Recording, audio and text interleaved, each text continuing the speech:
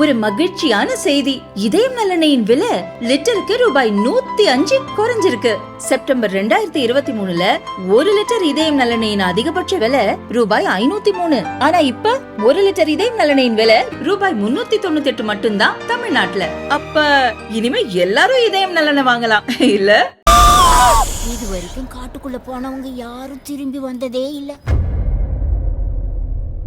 தேனி மாவட்டம் கம்பம் அருகே அரசு பள்ளி வளாகத்தில் அமர்ந்து சிலர் மது கஞ்சா போதைப் பொருட்களை பயன்படுத்தியுள்ளனர்.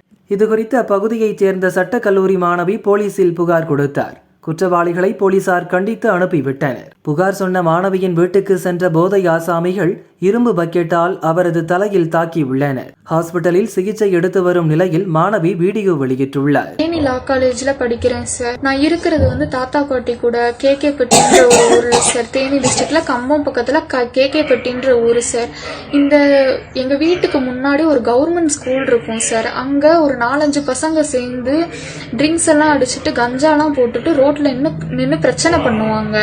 அதை என்னால பாத்துட்டு இருக்க முடியல. இங்க இருக்க பீப்புள்ஸ் யாருமே அதை என்ன ஏதுன்னு கேட்கவே இல்லை.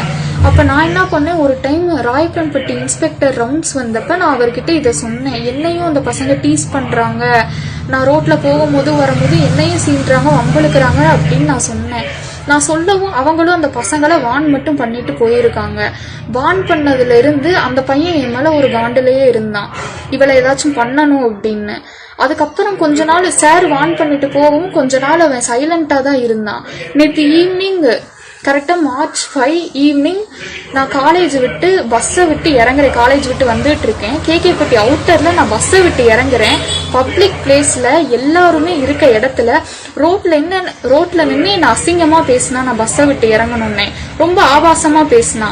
நான் அதெல்லாம் காதுல வாங்க கூடாதுன்னு சொல்லி நான் கம்ப்யூட்டர் சென்டர் போனேன். ஒரு ரிசல்ட் பார்க்கணுன்றதுனால நான் கம்ப்யூட்டர் சென்டர் போய் நின்றுருந்தேன். அப்போ அந்த கம்ப்யூட்டர் சென்டருக்கு வெளியே வந்து நின்று அவன் வேர்ட்ஸ்ல பேசிக்கிட்டே இருந்தான். எனக்கு பயமாயிருச்சு, என்ன பண்ணனே எனக்கு தெரியல. நான் ஒரு பொண்ணு தான் இருக்கேன். என்னை சுத்தி யாருமே என்ன ஏதுன்னு கேள்வி கூட கேட்கல. நான் பயந்து போய் வீட்டுக்கு வந்து வீட்டுல அம்மாச்சியும் அத்தையும் தான் இருக்காங்க. நான் இருக்கிறதே தாத்தா பாட்டி கிட்ட தான் இருக்கேன். எனக்கு வேற யாருமே இல்லை. நான் ரொம்ப ஏழ்மையான குடும்பத்துல பிறந்த பொண்ணு தான். அப்ப நான் வீட்டுல வந்து பாட்டிக்கிட்டையும் அத்தைக்கிட்டையும் சொன்னப்ப 2 பேருமே அவங்க வீட்டுக்கு போனாங்க. அந்த பையனோட வீட்டுக்கு போய் அந்த பையன் ஏன் இப்படி பண்றான்னு கேட்க போனாங்க. இந்த மாதிரி நம்ம எல்லாம் ஒரே ஊரு தானே, ஏன் இந்த பிள்ளைய போட்டு அந்த பையன் இப்படி பாடுபடுத்துறான்னு அவங்க கேட்க போனாங்க. கேட்க போனப்ப நானும் பின்னாடி போனேன். போனப்ப அங்க ஒரு 2 பசங்க சேர்ந்திருந்து எங்க பாட்டியே அடிக்க வந்தாங்க. அப்ப நான் இடையில போனப்ப ஒரு வாளி எடுத்து என் தலையில அடிச்சிட்டான் சார். தலையில அடிக்கவும் என் தலையில இருந்து ரத்தம் வந்துருச்சு சார். ரத்தம் வரவும் எங்க வீட்டுல இருக்கவங்க எல்லாம் என்னை கூப்பிட்டுட்டு கம்பம் GH போனாங்க. அதுக்கப்புறம் நான் போகும்போதே கம்பம் போலீஸ் ஸ்டேஷன்ல ஒரு கம்ப்ளைண்ட் கொடுக்கறன்னு தான் நாங்க போனப்போ அவங்க போட்டோ மட்டும் எடுத்து வச்சுட்டு நீங்க ஃபர்ஸ்ட் எய்ட் பண்ணிட்டு வாங்க அப்படின்னு சொல்லிட்டாங்க. அதுக்கப்புறம் நாங்க GH போய் ஸ்டிச்சிங்லாம் போட்டதுக்கு அப்புறம் வீட்டுக்கு வந்தோடனே ராயப்பன்பட்டியில இருந்து இன்ஸ்பெக்டர் சார் எல்லா SI சார் எல்லாருமே வந்து என்கிட்ட கம்ப்ளைண்ட் எல்லாம் எழுதி வாங்கிட்டு போனாங்க. ஆனா இப்ப என்னன்னா எனக்கு அவங்க FIR போட்டாங்களா இல்லையா எதுவுமே எனக்கு தெரியல. என் கையில CSR காப்பி FIR காப்பி எதுவுமே இல்ல. FIR போட்டாங்களான்னு எனக்கு தெரியல.